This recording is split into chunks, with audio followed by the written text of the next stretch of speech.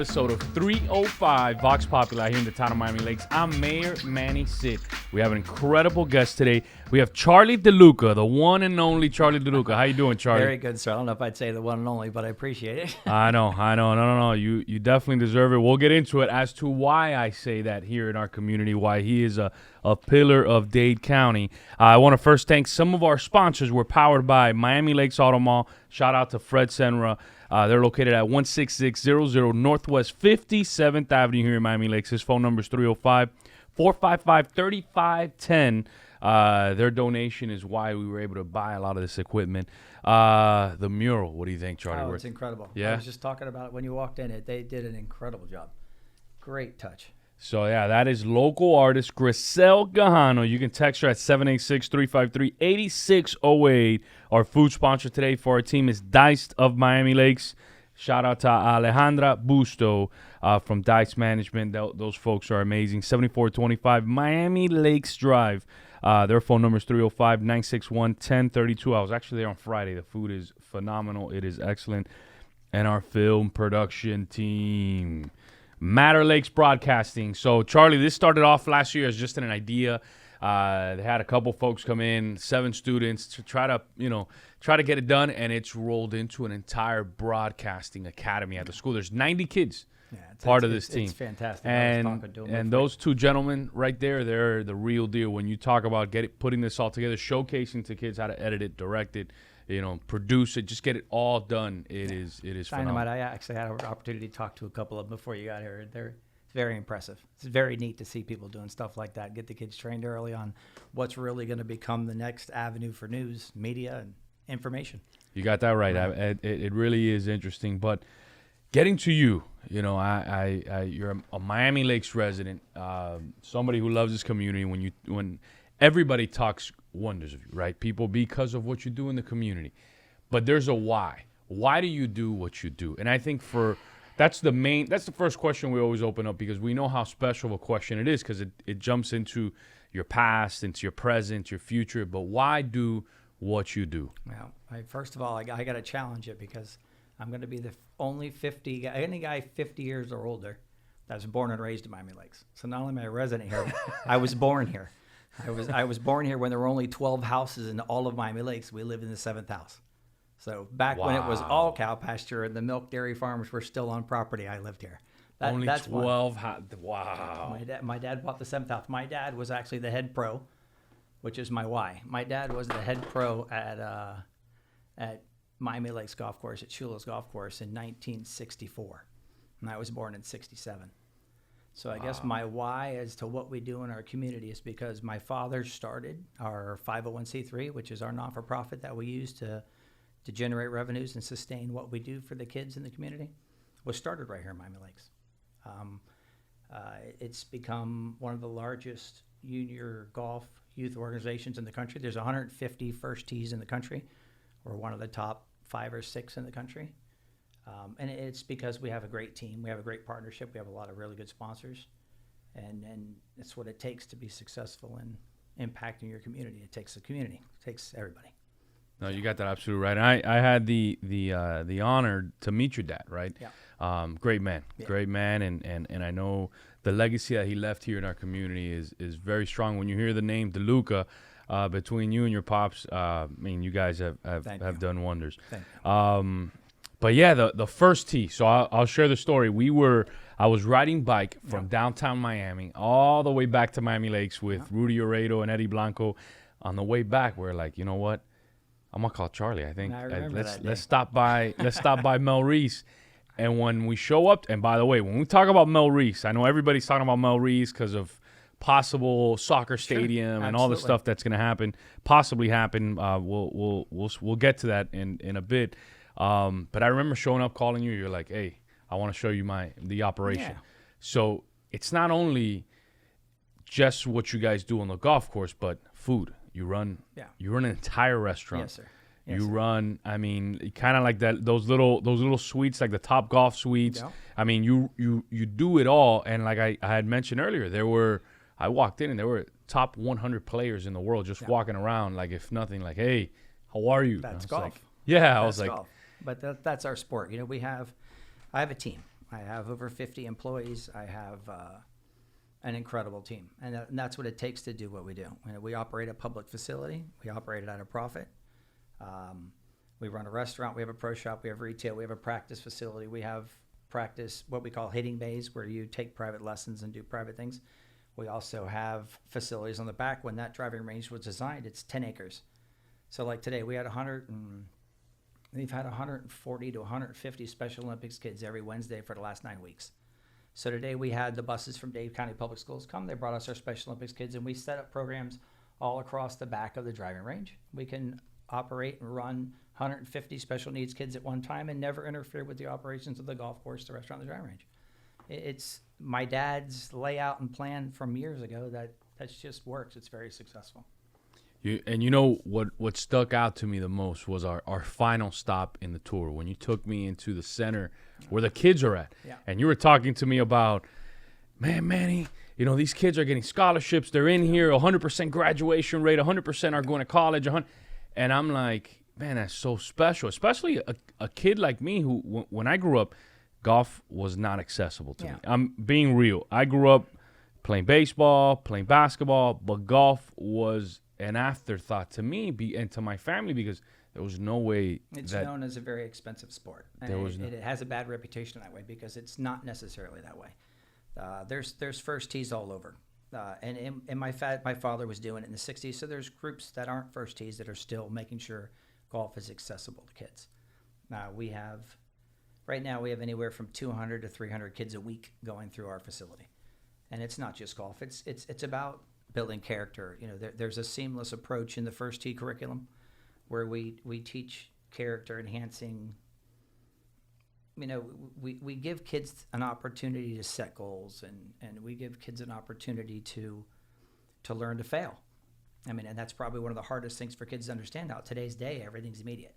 News is in your hand. Every answer to every question is in your hand. And kids don't realize that our generation, we fail a lot. Yep. And those of us who are successful usually failed a whole lot. So you learn from that. And that's how you build character. The reason why you are who you are, when you ran for mayor of Miami Lakes, you ran on your character. And your character was developed by what you did right and were successful at, what you did wrong and learned from. And that's kind of what we do. We do, is really how it's based. It's all character development.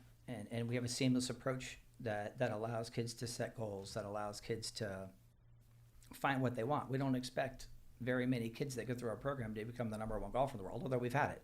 Christy Kerr was the number one female golfer in the world. She came out of our junior golf program. Eric Compton was on the PGA Tour for 5 years. He's now on a smaller tour. He's from Dade County. He came out of our junior golf program. And there's probably about 4 or 5 more that have made it on different level tours. But that's not what it's about. It's about giving kids a safe place to go after school, giving kids a place where, at our facility, if the kids need help with math homework, we provide tutors. If the parents can't afford to pay for it, we'll get a sponsor, we pay for it. If the kids need PSAT, ACT courses, we provide it. Kids that can afford to pay for it, kids that can't, don't. All the kids are equal. And none of them know who does and doesn't pay for anything. And kids don't care. Kids want to make friends. They want to be in a positive environment. They want to learn. They want to be respected. And if you give them that environment, they come. Our kids come 2, 3, 4 times a week. They really do. And we have a good time. We make sure their work's done. We make sure their school's done. We make sure they're behaving at home properly. And all the things you have to do when you're involved in the first tee. But, it's what we all need. It's what most communities deserve and should have. And that's kind of what we do. No, you got that right. And what was really cool was when you're like, hey, yeah, whenever we need some sort of capital, the amount of people that believe in our program because they've seen the product all these years that are just like, don't worry about it. Yeah. I got this. I'm going to donate this because what you guys do, and I think that's one of the special things of First Tee is that you have this long history of success where people are like, man, I see where my money's going. Yeah. I see where my investment's going. It's important. And it's important. And it's when you do what we do it for love. We do it because we like to do it. The people that come to work for us every day at our golf course, even the people that come play golf, you've come to play golf at Melreese before, the guys that come play Melreese, there's going to be 100 kids on the driving range when you get there. It's just the way Melreese is. So if you don't like having 100 kids running around the driving range while you're practicing, you probably won't practice at Melreese. But if you like the environment of all the kids, and there's people that love it. And we just had a gentleman the other day. He was practicing with one of our instructors. He was coming at night, taking lessons with his wife. And about the third or fourth time he was there, the instructor that was teaching him called me over, introduced me to him. He came in, he wanted to see, he said he heard about our program, walked through the building, talked about what we do, showed him what we did, and he sent us a $10,000 check from his family's foundation. We had just the sweetest guy in the world. I have no idea, never met him before. But our community is a great community. You know, Miami's a heck of a town. It's a young town with a lot of new people. There's a lot of people who've been here for a long time. And when you do the right thing in your community and you get results and you allow people to come in like you unannounced, just come in and see what we do. Getting support for it's not difficult. It's not always easy, but it's not difficult. It's really not. No, you got that right. We live in a great community. Sometimes people say, Miami, you know what? No. It's the place to be. I mean, we have incredible people here. Talking about MLS, and I know everybody was excited about. So, and you tell me what we could touch upon or we can't. Yeah, no, of course I can. No, listen, it's no different than everything else. Every community in the country is growing and changing and developing and doing what they need to do best for their community. If the community in the city of Miami decides that the best use for their golf course is a soccer stadium, and that's fantastic. They voted on it. That's what they want. It's not a bad thing. It's no different than the people in Miami Lakes community that do or don't like the expansion that we do. We both know it transformed Miami Lakes. It's fantastic of what it's done. I've lived here my whole life. Now we have people here again. Yep. And if not, the communities fall behind. 100%. It's just the way it is. It doesn't, I'm a golfer, so I don't like golf going down. But that doesn't mean I'm not going to get community support and move our program somewhere else. And we will. We will. And even the Moss families has given us a lot of money to make sure that what we do doesn't fall behind. There's no hard feelings. The mayor of the city of Miami is one of my real good friends. If I called him right now, he'd answer the phone. We just happened to, we run into each other. He's helped me. Hey, listen, the guy supported me for years. He's helped me run our programs, helped me raise money for years. We knew what was coming. It's okay. If that's what they decide, they're not going to stop us from doing what we do. It's just going to make us move a little bit, shift, and like everything else in the world, you shift, you keep going, and you enjoy it. It's not going to stop us. No, I love that attitude because a lot of times, and talking about adversity and the importance for those kids to even see that process, and learn that. Oh, and people don't understand why I don't get mad. You should be mad. No, I shouldn't be mad. There's in life, things change. And you're either ready for it, prepare for it. You get a heads up from your friends. Hey, we're going to start doing this X, Y, Z. Get ready for X, Y, Z. It's the world changes. The kids are better at it than our generation is. You know it. These kids react way faster than we do. They're used to faster everything. You and I waited for the news at the end of the day on TV. Now something goes wrong, the kids all know it on their phone and 10 we seconds. had to go to the library and get an encyclopedia. They don't even know what that is. No, they wouldn't have to. But it is what it is. We're looking forward to it, really. If things change, we'll be excited for it.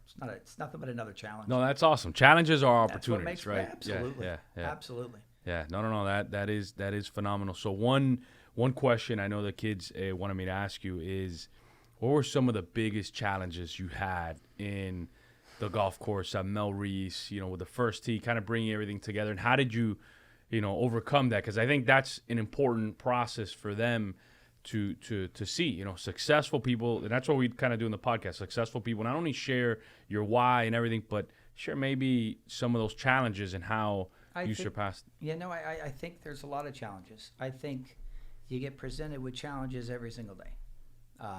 We go into every single day with a list. Okay, we have programming at 3 o'clock. We have this at 2 o'clock. We have a staff meeting at this time. We have these kids coming here. We have this next. We go into that every single day. 99% of the time, that isn't how it works. So you're on your feet. You're making decisions. You're ready for whatever challenge comes. You try to organize. You try to have your team around you set up to do what you got to do. And when diversity hits you and change happens, you sit down, you shift.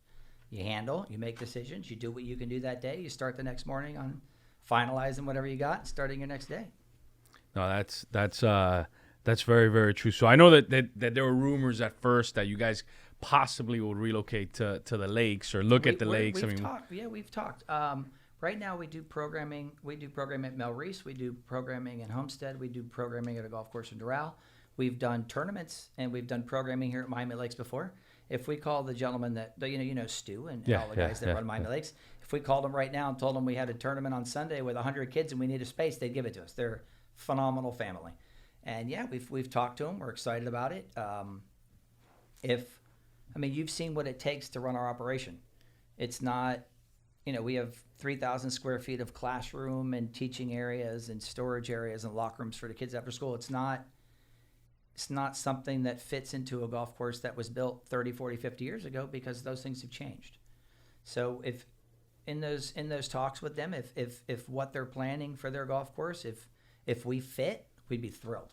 I mean, a community Miami Lakes is a home run for what we do.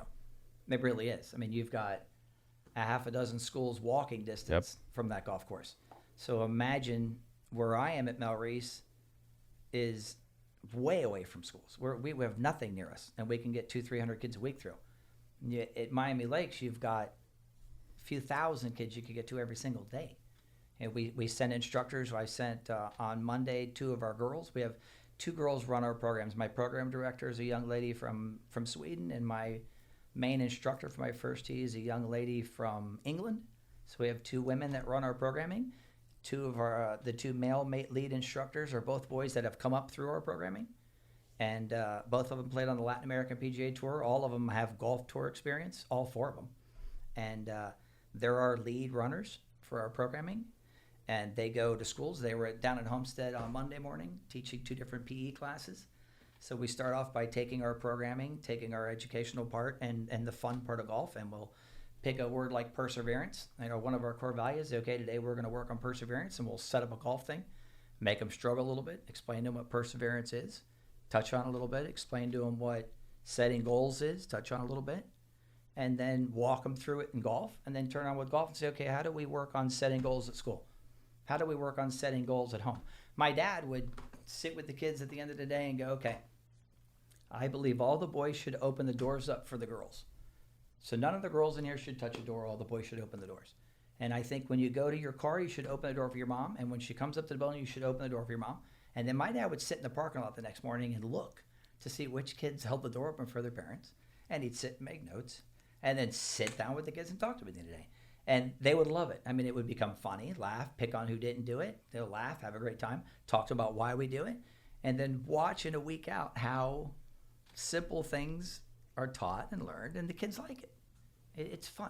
It's fun. Really is. Yeah, something like that here in Miami Lakes would be, it would be a home run. Phenomenal.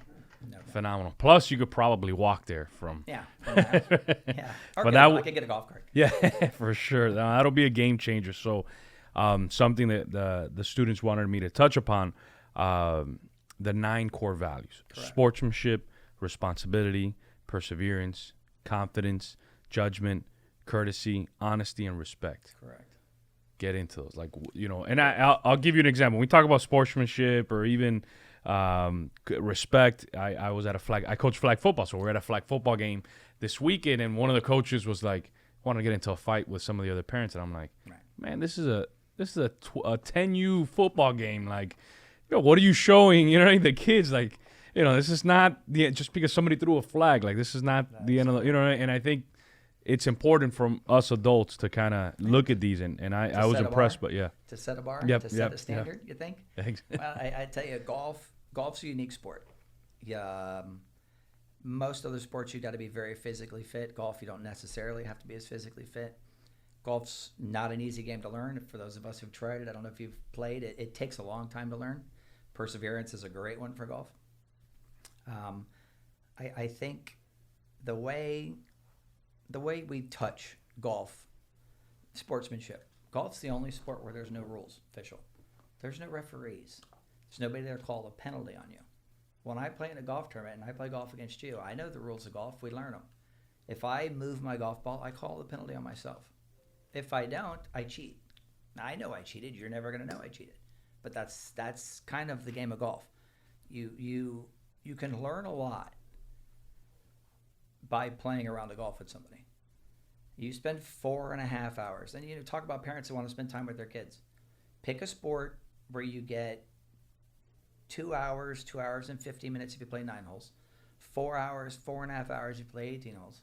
Where you get that unabided time with your boss, with your children, with your parents, kids with their parents, where they're not on the phone, they're not. I mean, it's hard for me to get my daughter to set her phone down. They live on it 24/7. Yeah, that's true. And it's one of those things where golf kind of breaks that out. You get out, you play golf, you have fun. They can check it every 15, 20 minutes, make sure nothing went wrong. But it's a very different sport. You know, if I'm a golf pro and you're a beginner golfer, you and I can go play golf. If you know what your handicap is, I know what my handicap is, we go play golf and you can beat me. The way the handicap's set up in golf, once you know what you shoot, you subtract a certain number, I subtract a certain number, we should both wind up around 72, which is even. It's a very even sport. I can play a guy 90 years old and I can play against the 7-year-old. The 7-year-old can beat us both. It's just the way golf is. And it's the only sport where you're competing against yourself. If you and I are playing golf, no matter how good I hit it, doesn't affect your golf shot. It doesn't affect what you do. It's a little bit of a different type of sport that way.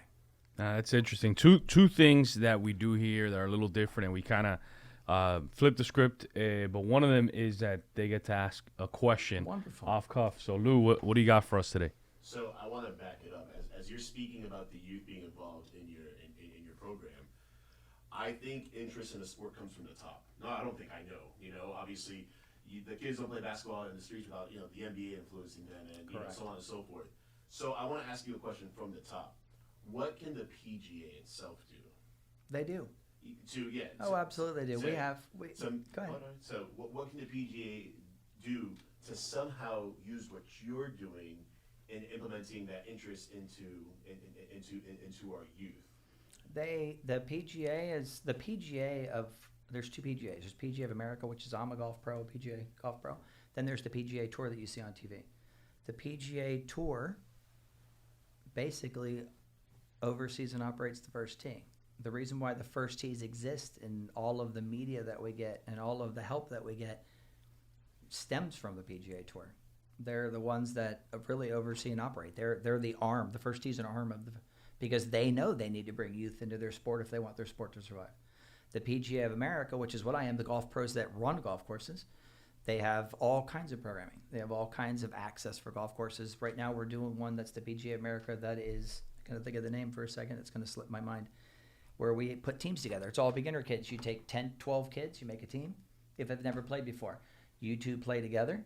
You both hit. Whoever hits the better shot, you pick your ball up, you put it there, you both hit, so it's easier to play. Those are all sponsored. They give us money to run the programs if we don't have the money to fund them. And they do. And it's not hard. We have Eric Compton, the local PGA Tour player here in Florida. If I called him and told him Saturday I have a clinic with 50 kids and he'd come out and talk to him, he'd be there. Unless he had another engagement with the tour, they'd be there. Christy Kerr was here 2-3 weeks ago. She was the number one LPGA Tour player on the tour for years and came out of Miami. Fantastic young lady. When she came in town, we sat and had lunch. The first thing she sat down, she says, tell me what I can do.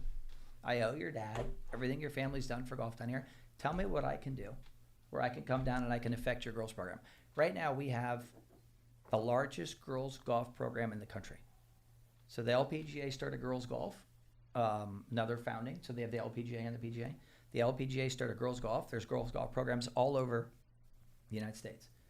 Our program has over 240 girls. I think the next largest one is 50 or 55.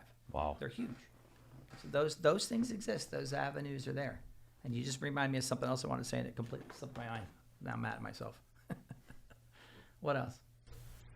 I was actually going to ask you, as you're saying that, I wanted to ask you, so how can we get the overall? I mean, I don't need to go far for a person to tell me, you know, like if I ask any person right now in the street like who LeBron James is, they'll know. Correct. The common person probably wouldn't be able to name you a golfer outside. I think LeBron James would have a hard push against Tiger Woods at this point. Well, no, I'm just saying, but outside of that, that's I agree with you.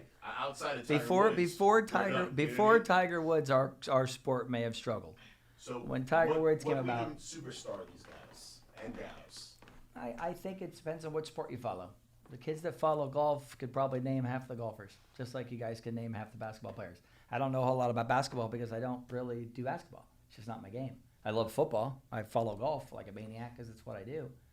But the kids that get into golf follow it. I think the hardest avenue for golf for kids is I don't think people realize programs like the First Tee programs exist, and the kids don't even look at it.